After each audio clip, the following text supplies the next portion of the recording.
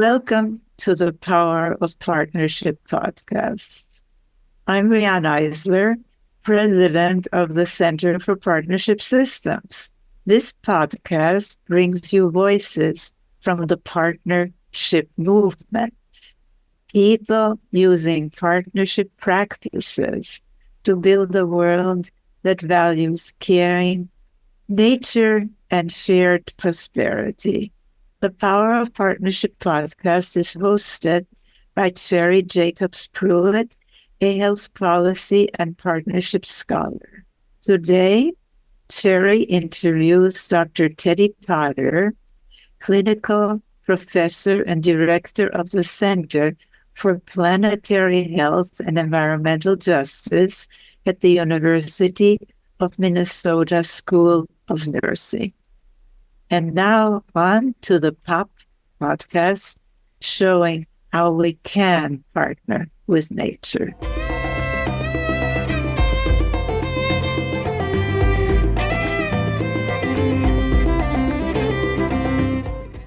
Welcome back to the Power of Partnership podcast, Teddie.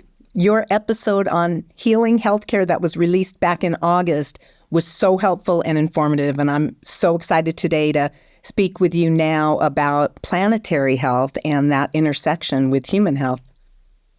Thank you. It's nice to be here, and I appreciate the invitation. So let's start by asking you first to clarify, what is planetary health, and does it differ from climate change?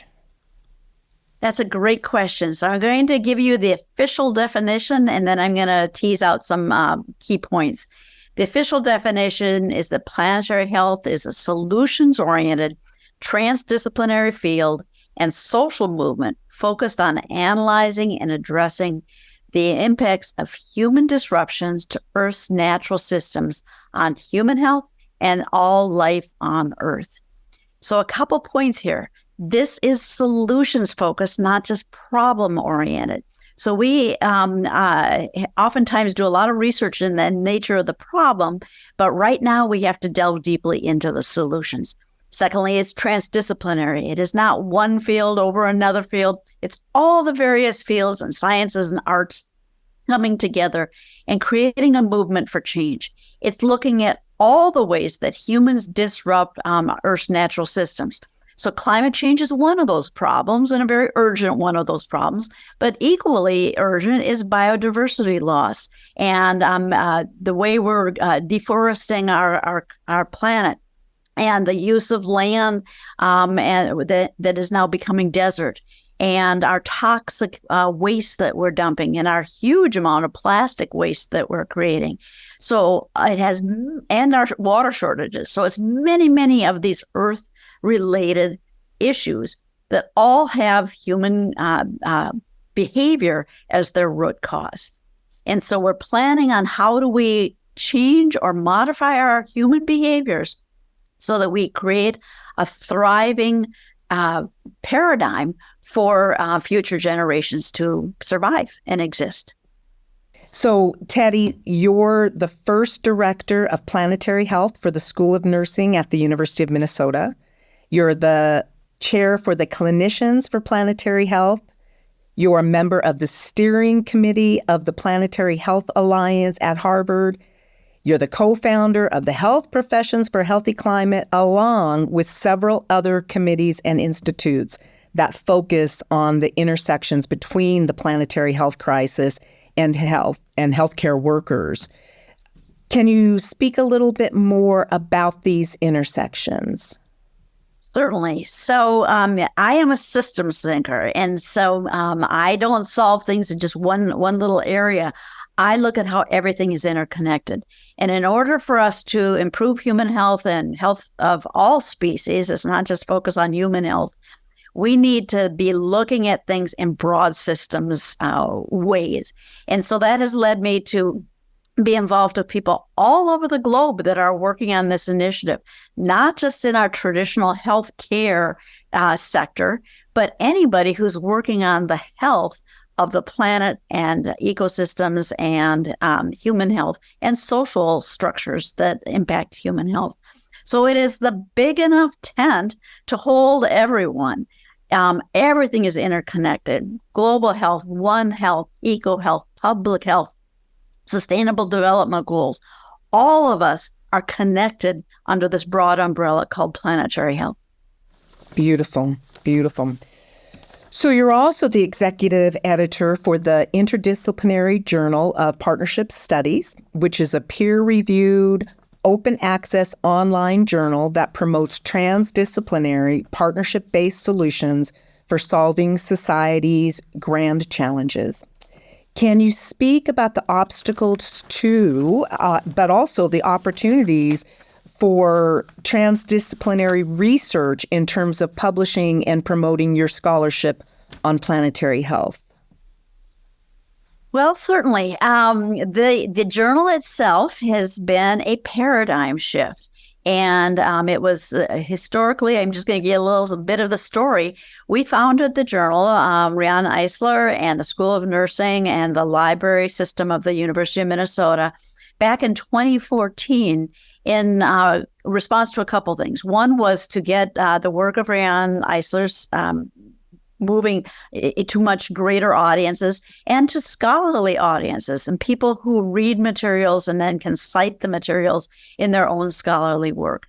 I was bucking the traditional publishing system, which if you aren't connected with a university or a hospital system or another organization that has publishing rights, that pays for publications, individuals have to pay $25 a day per article to download an article. Now, that does not seem just to me, and it excludes a massive amount of our global population that do not have access to publications. So right about that time, I had heard about open access publishing, and I thought, this makes sense. So the whole journal itself is a paradigm shift, both in its viewership or its audience, it's transdisciplinary, and in its commitment to an open access, peer-reviewed setting. We wanted to make sure all people are invited to the table, and this is where it aligns with planetary health. Planetary health is not just health professionals and not just scientists. We need people of faith. We need authors. We need artists. We need people who are in agriculture, farmers. Everyone is needed in this movement. So the journal is a perfect venue for us to continue to move this forward because we seek the input and the scholarship of everyone. So, Teddie, can you discuss how our approach to nature differs based on a domination versus a partnership paradigm or social lens? That's a wonderful question. And actually, Riane Eisler and I have a whole chapter dedicated to this notion in our book that we wrote about transforming interprofessional relationships. So humans weren't always, we didn't always consider ourselves separate from nature. The original people, the indigenous people all over the world, foundational to that thinking and that paradigm was the understanding that humans and are part of nature, absolutely interconnected with nature. What you do to one, you do to the other.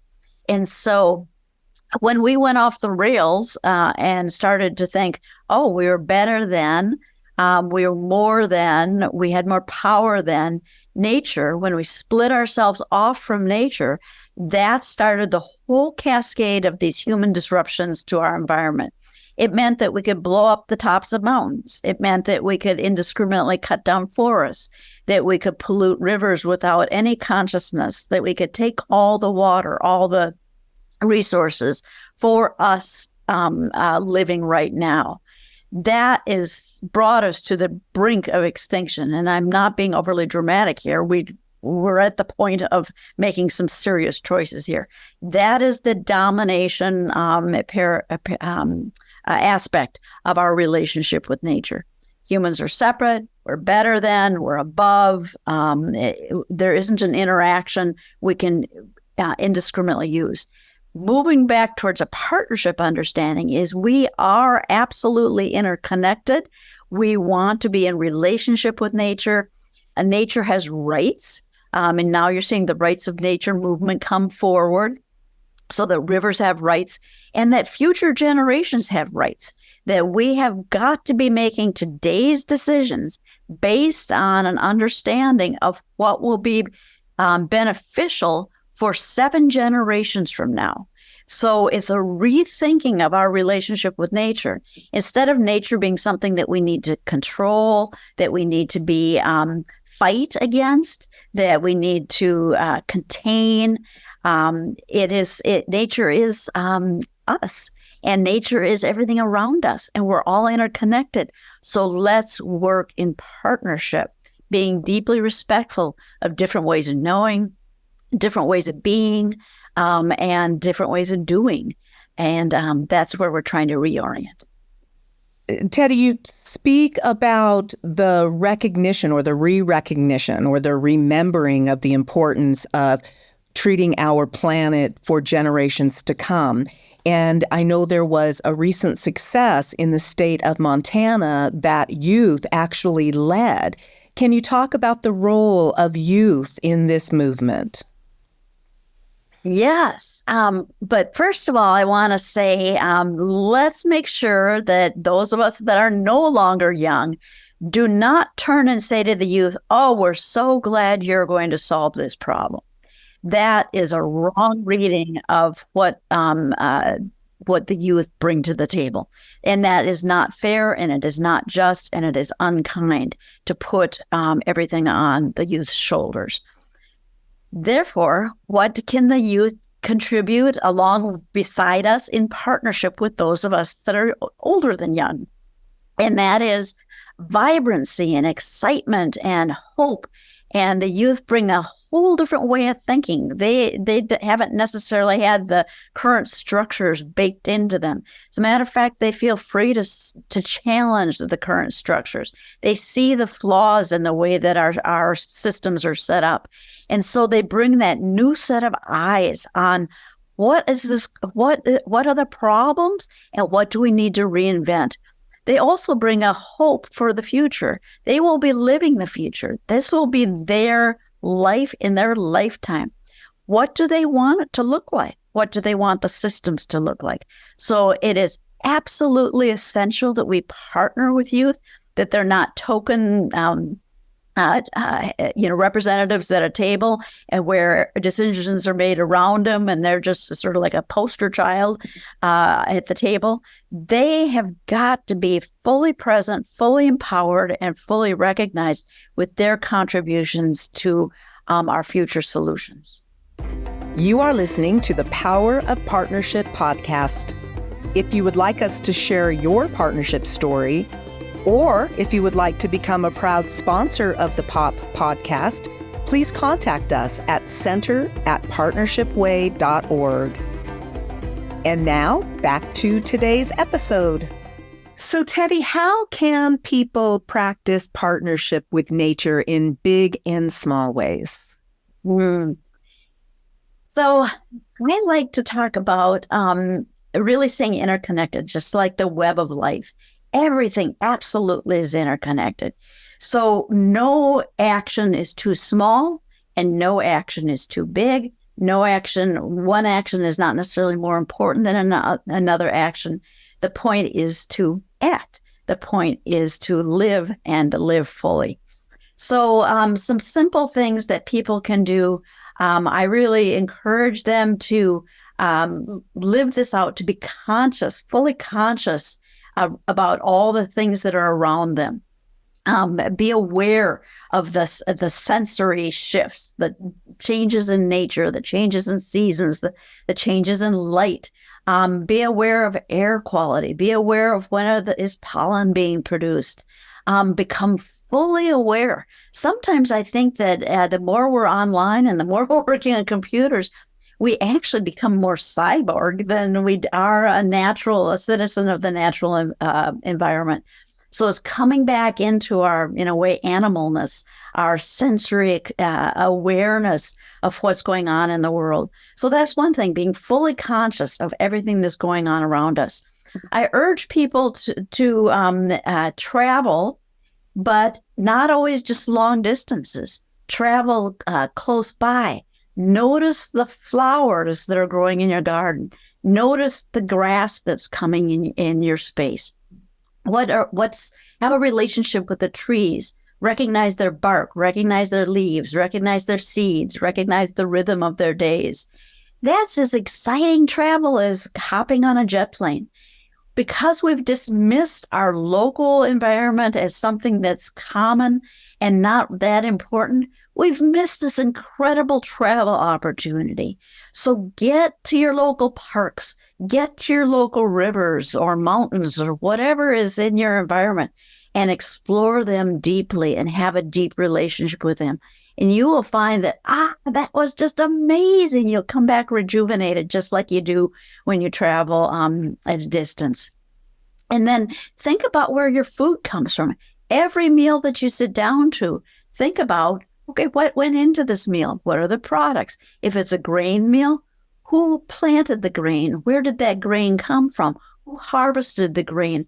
What natural resources were necessary for that grain to grow? How much sun, water, soil, etc. We can do that with everything. Every beverage that we drink, every vegetable that we eat, we can be consciously aware of all that went into that becoming part of our existence and part of our bodies. Similarly, we want to make sure that we are aware of eating locally and eating seasonally. There is a wonderful rhythm to that, of not trying to force ourselves to eat, almost plastic strawberries in the middle of winter if that's not the season for strawberries. So just being fully alive and fully connected to this great web of life. So, Teddie, are there specific resources for our listeners that you'd like to call out, both in terms of them getting involved if they want to go beyond their personal day-to-day behaviors and awarenesses, but also related to helping understand how that deeply internalized domination narrative is impacting them personally and their community and world around them? Well, certainly. So for more information about domination and partnership and cultural transformation, I would guide people again to the Interdisciplinary Journal of Partnership Studies. Those articles are all open access, so they can download them. They can have a PDF of the articles on their desktop, and they can really scroll through and see many, many topics covered in that journal. It's not just health, but it's community social services, it's international relationships, it's gender relationships. So people can go according to what their passions are and their interests. I'm going to speak more clearly or more in depth about how to get involved in planetary health. So there's a YouTube out that's called The Promise of Planetary Health. That's a wonderful starting point to understand this whole paradigm shift deeper and what we're calling the globe to do.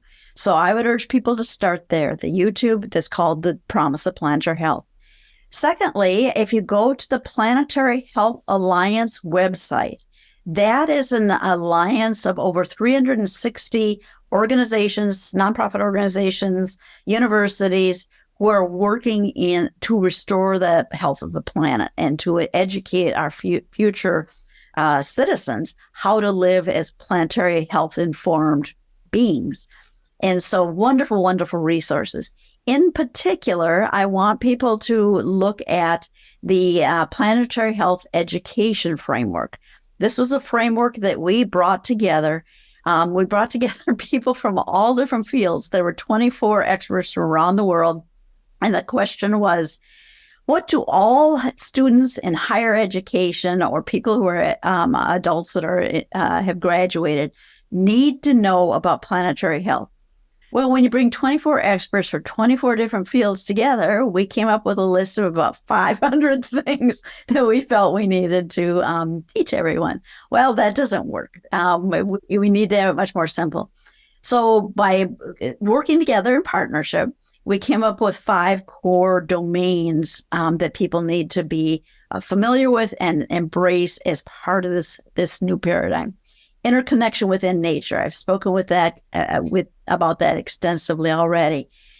the Anthropocene in health, understanding that these changes that we're seeing right now are caused by humans. They're not natural. They're not normal.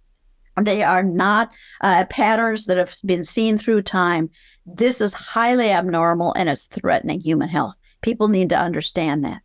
Equity and social justice. We need to understand that any solution we put forward has got to work for everyone. It can't just work for the few. It has to be grounded deeply in setting up new systems that are based in equity and social justice. Complexity and systems thinking. Absolutely essential that we do not just come up with a solution that works over here without considering all the other unintended consequences that can disrupt the entire system. So people need to understand systems thinking and complexity, and finally, movement building and change. How do we put all these ideas and values into action? So that's the Planetary Health Education Framework. I highly encourage people to go to that and see what we're suggesting is how we shift this paradigm. The other documents, the Sao Paulo Declaration for Planetary Health. And this was a global call and globally designed what is the future that we're envisioning. So the global call takes each sector. What does the business sector need to change? What do researchers need to change? What do policymakers need to change? People who are city planners, people who are in the health sector. And you go to your sector. There's one for artists and poets. You go to your sector, and it's the global vision for the future we're trying to co-create. So that's another important document. All of these documents can be found at the Planetary Health Alliance, and I would encourage you to go there and join the movement. You can sign up to be part of the newsletter and join the movement. Wonderful. So incredibly helpful and so much information to absorb and internalize. For our listeners, I want to make sure and share that all of these resources that Teddie has just shared with us will be available and linked on the show notes for today's episode, along with the link to the Interdisciplinary Journal of Partnership Systems, and of course, a link to the Center for Partnership Systems, where you can sign up for any one of numerous courses that will help you dig deeper into Riane Eisler's cultural transformation theory. Teddie, I'm wondering, before we close, if you have any final words that you'd like to share with our listeners. I would just like to end on a note of hope. The future that we are co-creating as a global community of planetary health people and partnership people is a beautiful future. And we just need to be finding each other and working together. We once knew what we need to know to have a better future. It's about remembering that our indigenous leaders, indigenous knowledge gives us the tools and the values to move us forward in a direction that is thriving and surviving. Lovely. Thank you so much. Thank you for listening to the Power of Partnership podcast. We're grateful to Rising Appalachia for the use of resilience as our Power of Partnership theme music. If you would like us to feature your partnership story, or if you would like to be a proud sponsor of the Power of Partnership podcast, please contact us at center@partnershipway.org. We hope you enjoyed this episode and will leave us a review on your favorite podcast channel. And don't forget to subscribe to be notified when new episodes are released. I'm Cherri Jacobs Pruitt. See you next time on the Power of Partnership podcast. I am resilient. I trust the movement. I negate the chaos. Uplift the negative. I'll show up at the table again and again and again. I'll close my mouth and learn to live.